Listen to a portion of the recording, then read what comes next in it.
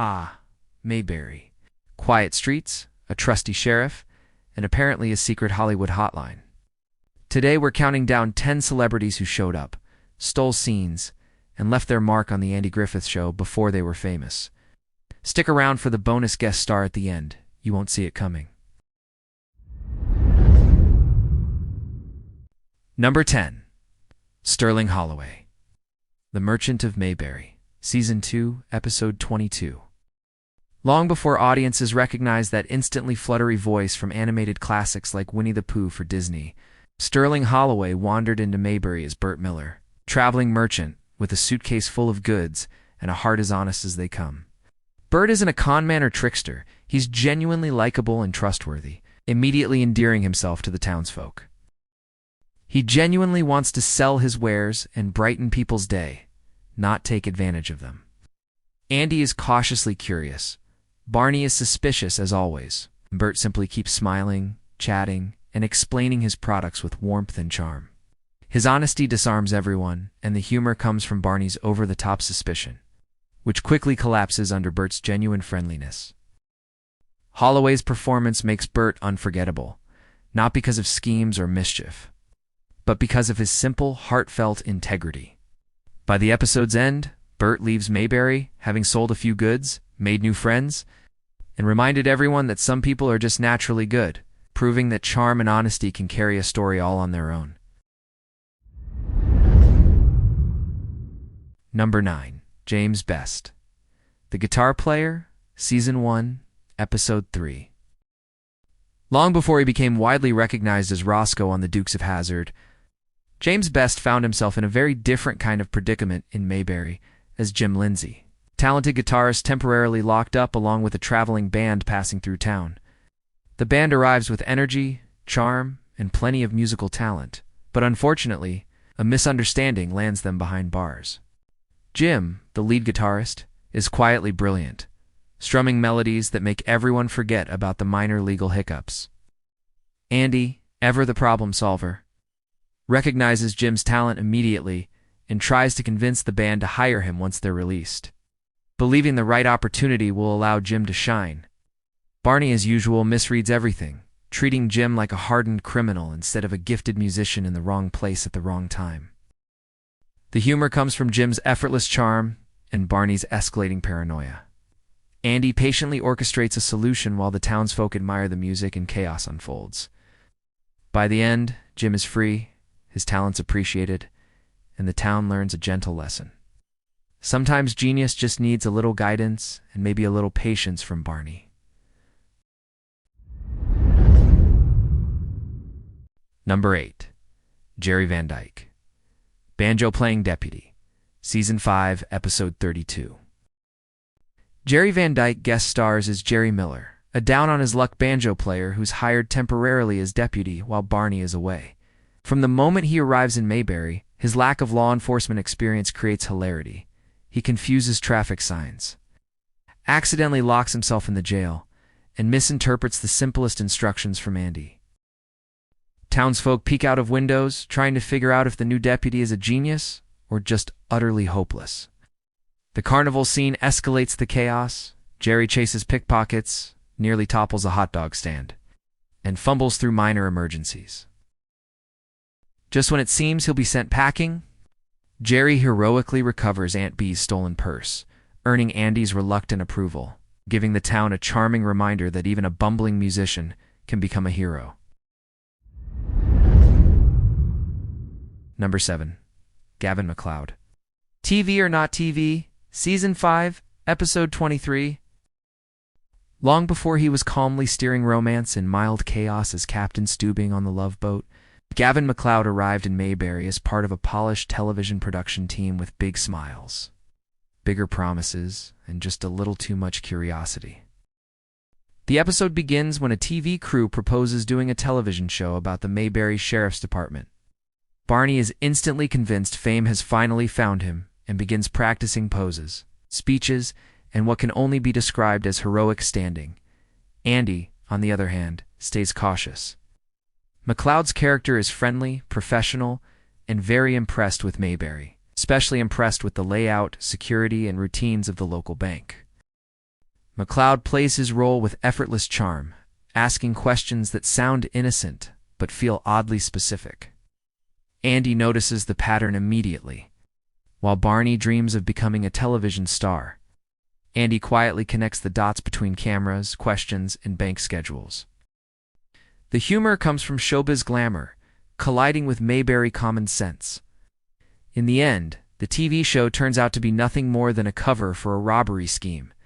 Andy exposes the plot, the crew is sent packing, and Barney learns, once again, that not everyone holding a clipboard is trustworthy. MacLeod's smooth performance makes the deception believable and the payoff deeply satisfying. Number 6. Buddy Ebsen, Opie's Hobo Friend, Season 2, Episode 6. Audiences would later know Buddy Ebsen forever as Jed Clampett on the Beverly Hillbillies. But in Mayberry, he appears as Dave Brown, a drifter whose quiet wisdom leaves a lasting mark. Dave represents everything a young boy finds fascinating: freedom, adventure, and no bedtime. Opie is instantly enchanted. Andy worries his son sees romance instead of reality. Ebsen plays Dave with warmth and dignity, never glorifying the hobo life, but never belittling it either. Barney tries to classify Dave as suspicious, based solely on occupation. Dave responds with patience and kindness, treating Barney's suspicion like bad weather, unpleasant, but temporary. The heart of the episode lies in Dave's gentle guidance. He doesn't encourage Opie to run away, he helps him understand responsibility. The humor remains soft and human, balanced by emotional sincerity. When Dave moves on, he leaves Opie wiser and Andy quietly grateful. Ebsen's performance elevates the episode, making it one of the show's most touching reminders that influence doesn't require permanence, just honesty. Number 5. Bernard Fox, Andy's English Valet, Season 3, Episode 26. Before becoming widely recognized as Dr. Bombay on Bewitched, Bernard Fox cycled into Mayberry as Malcolm Merriweather, a proper English traveler whose bicycle accident leaves him indebted to Andy Taylor. To settle the matter, Malcolm becomes Andy's temporary valet, instantly turning Andy's simple home into something resembling a British estate. Tea is served, manners are enforced, and Barney is deeply offended by all of it. Fox plays Malcolm with calm politeness and quiet authority, making every raised eyebrow funnier than a shouted joke. The humor comes from cultural contrast. Andy grows uncomfortable with the formality. Barney suspects espionage, and Malcolm remains unfazed. By the end, Malcolm moves on, Andy happily returns to normal, and Mayberry once again proves it's not built for high society. Number 4. Bill Bixby, Bailey's Bad Boy, Season 2, Episode 15. Before transforming weekly on The Incredible Hulk, Bill Bixby arrived in Mayberry as Ronald Bailey, a juvenile delinquent whose mischief has the town in mild chaos. Ronald's antics involve petty theft and rebellion, not just spoiled arrogance. Bixby plays him with polished confidence and just enough charm to make his eventual lesson satisfying. Barney initially assumes the boy should be jailed, a mistake Andy carefully corrects with patience and guidance. Andy's solution isn't punishment, it's education. He lets Ronald experience responsibility firsthand, guiding him quietly toward understanding. The humor comes from watching entitlement and rebellion crumble under common sense. Ronald isn't evil, he's inexperienced. Bixby makes the character irritating enough to deserve humility, but human enough to earn redemption. By episode's end, Ronald leaves Mayberry wiser and significantly less smug. Andy reinforces his philosophy once more. Respect is learned, not demanded. It's a calm victory, perfectly in tune with Mayberry's moral rhythm. Number 3. Barbara Eden, The Manicurist, Season 2, Episode 16.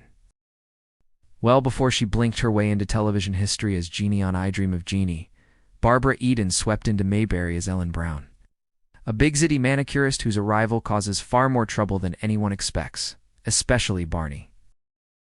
Ellen opens a beauty shop in town, and her sophistication immediately rattles Mayberry's calm routine. Andy sees her as a friendly newcomer. Barney, however, sees destiny. Every polite conversation, professional smile, and casual compliment becomes proof, at least in Barney's mind, that romance is blooming. Ellen is never flirtatious or misleading. She's simply kind, modern, and unaware she's the centerpiece of Barney's fantasy. The real conflict isn't romance, but insecurity. Barney becomes distracted, careless, and overly confident, convinced love has changed his luck. Andy tries gently to ground him in reality, while letting events play out naturally. When Ellen eventually leaves town for better opportunities, Barney's dreams collapse quietly. Eden plays Ellen with warmth and grace, ensuring the humor never turns cruel. The episode lands as a gentle Mayberry lesson. Kindness is not a promise, and sometimes growing up hurts just a little. Number 2. Don Rickles. The Luck of Newton Monroe. Season 5. Episode 29. Long before becoming famous as comedy's sharpest tongue and the voice of Mr. Potato Head, Don Rickles surprised audiences as Newton Monroe, a man suspected of passing bad checks who believes misfortune follows him everywhere. Rickles plays against type, dialing down insults and leaning into anxiety. Newton expects disaster everywhere. Barney assumes criminal intent. Andy investigates with patience. The humor comes from Newton bracing for tragedy that never arrives, flinching at coincidence, and sighing in relief when nothing explodes. Rickles' timing shines even without barbs. His nervous energy carries the episode, making Newton oddly sympathetic. Andy patiently dismantles the myth of bad luck, one calm explanation at a time. By the end, Newton learns that perspective shapes experience. It's a rare, gentle role for Rickles, showing depth beneath the sarcasm. Mayberry absorbs him briefly, heals him slightly, and sends him on his way with fewer fears and fewer assumptions. Number 1. Jack Nicholson. Opie Finds a Baby, Season 7, Episode 10. Decades before redefining cinema in films like One Flew Over the Cuckoo's Nest and The Shining, Jack Nicholson quietly appeared in Mayberry as a young drifter, connected indirectly to a found baby. When Opie discovers the infant, panic ripples through town. Nicholson's character isn't dangerous, he's overwhelmed. Nicholson plays him with softness and restraint, far removed from his later intensity. Andy offers guidance. Barney assumes the worst as usual.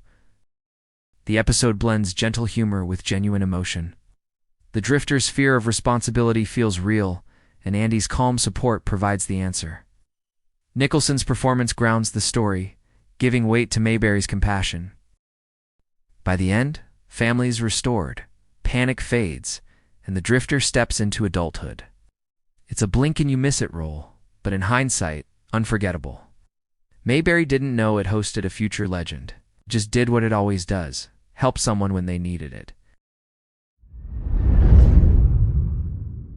Bonus. Before he became Sam the Butcher on the Brady Bunch, Alan Melvin was the ultimate Swiss Army knife of characters on The Andy Griffith Show, appearing 9 times in roles ranging from tough guys and sneaky schemers to ordinary townsfolk, who somehow managed to stir up Mayberry's usual calm. Whether he was helping Barney misunderstand a situation, giving Andy a little extra work, or just popping in for comedic effect, Melvin could transform into any character the story demanded. His presence was always memorable, even if the townspeople didn't realize it. And his ability to slip seamlessly into multiple roles made him one of the most versatile and underrated performers in Mayberry history. Truly a behind-the-scenes legend. And that's our trip through Mayberry's most surprising celebrity guests. Who was your favorite? Did we leave anyone out? Drop your thoughts in the comments below. We love hearing from you. And don't forget to subscribe for more classic TV surprises, behind-the-scenes secrets, and all the Mayberry mischief you can handle.